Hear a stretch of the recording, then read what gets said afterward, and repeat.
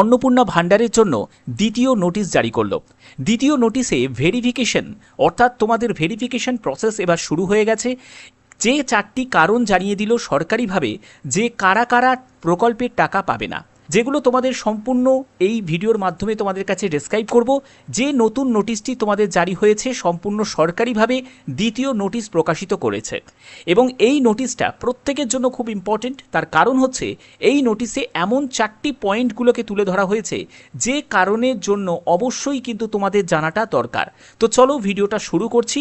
গুরুত্বপূর্ণ ভিডিও এরকমই পাওয়ার জন্য কি করতে হবে, চ্যানেলটিকে সাবস্ক্রাইব করে রাখতে হবে, বেল আইকনটাকে অল করে রাখতে হবে, কারণ যখনই কোনো আপডেট আসে সে যত রাতই হোক না কেন তোমাদের জন্য সেই আপডেট আমি প্রোভাইড করে থাকি। তো প্রথমে নোটিশটা আমি ওপেন করে নিয়েছি। তোমরা দেখতেই পাচ্ছ যে government of West Bengal department of women and child development social ওয়েলফেয়ারের তরফ থেকে এই যে নোটিশটা, এই নোটিশে কি কি বলা হয়েছে দেখে নাও।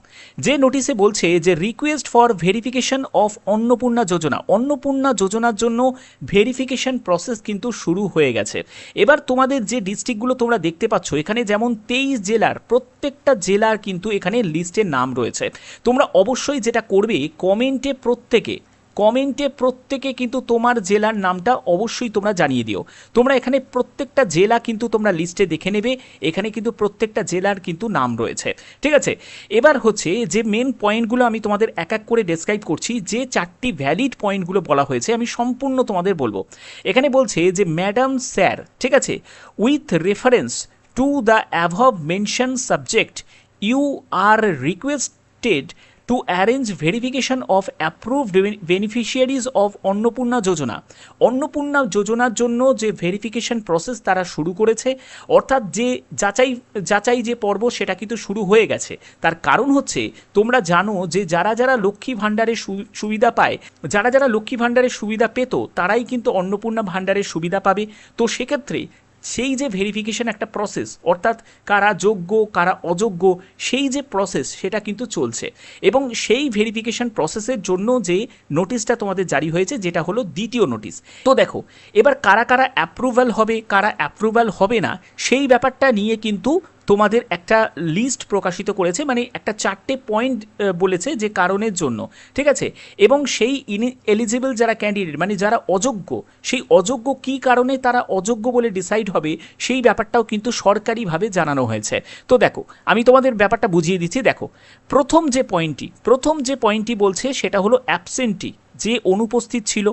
তারপরে হচ্ছে যে শিফট হয়ে গেছে, একটা রাজ্য মানে পশ্চিমবঙ্গে ছিল সে অন্য রাজ্যে চলে গেছে, যে মৃত ব্যক্তি, যে ডুপ্লিকেট ভোটার মানে ভুয়ো ভোটার্স।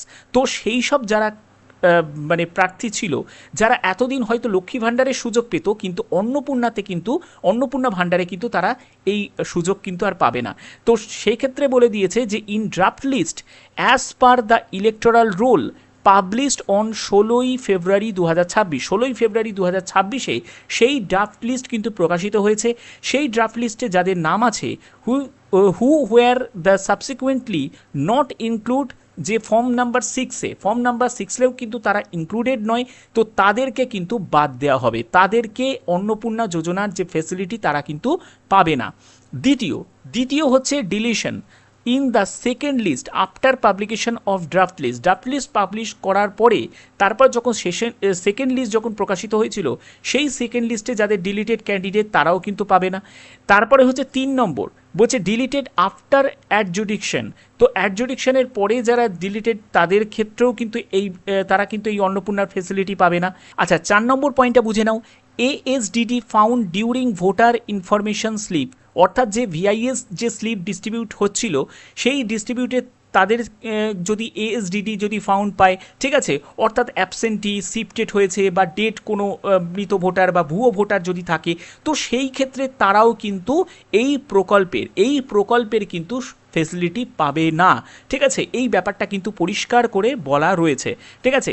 এর পরবর্তী কি দেখো এখানে বলছে SDO for urban areas, BDO হচ্ছে for rural areas may be requested to arrange verification এক্সপিডিশিয়াসলি।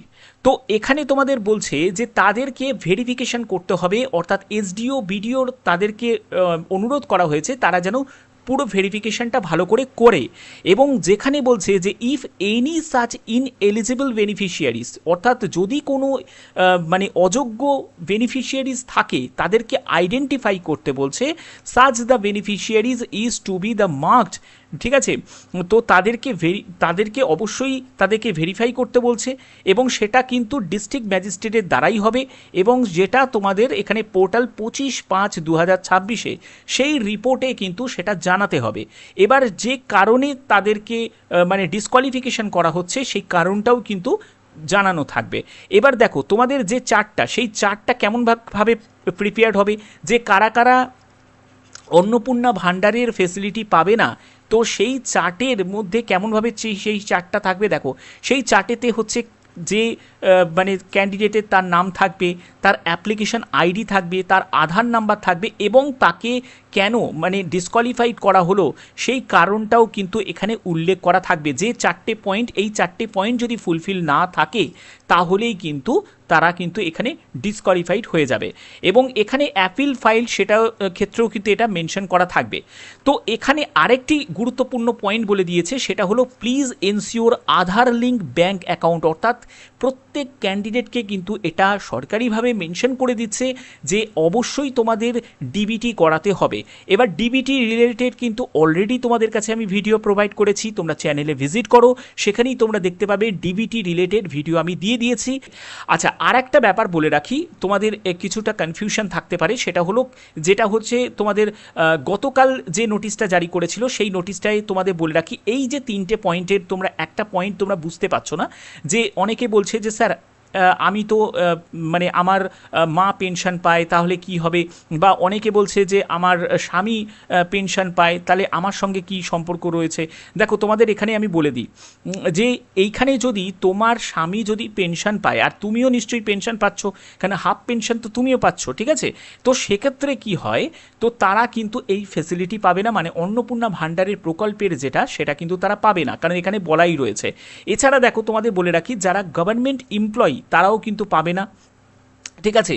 তুমি যদি কোনো স্ট্যাচুয়েটারি বডিতে যদি কাজ করো তাহলেও কিন্তু পাবে না, তুমি যদি গভর্নমেন্ট আন্ডারটেকিং যদি কোনো সংস্থাতে কাজ করো তারাও কিন্তু পাবে না, যারা টিচিং নন টিচিং এমপ্লয়মেন্টের যারা রয়েছে তারাও কিন্তু পাবে না, যারা মিউনিসিপ্যাল মানে কর্পোরেশনে কাজ করছে তারাও পাবে না, পঞ্চায়েত এরিয়াতে যারা কাজ করছে তারাও কিন্তু পাবে না, এগুলো কিন্তু মেনশন করা আছে। এবং she is not paying any income tax, অর্থাৎ ইনকাম ট্যাক্স মানে তুমি আইটিআর কোনোদিনও ফাইল করোনি বা তুমি কোনো ইনকাম ট্যাক্স দাও না, ঠিক আছে।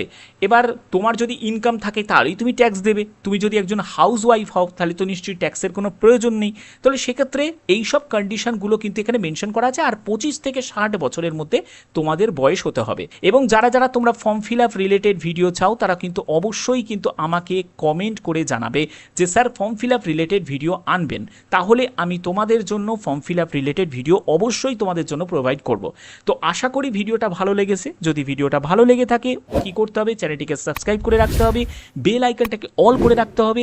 এখনের মতো এইটুকুই, টাটা।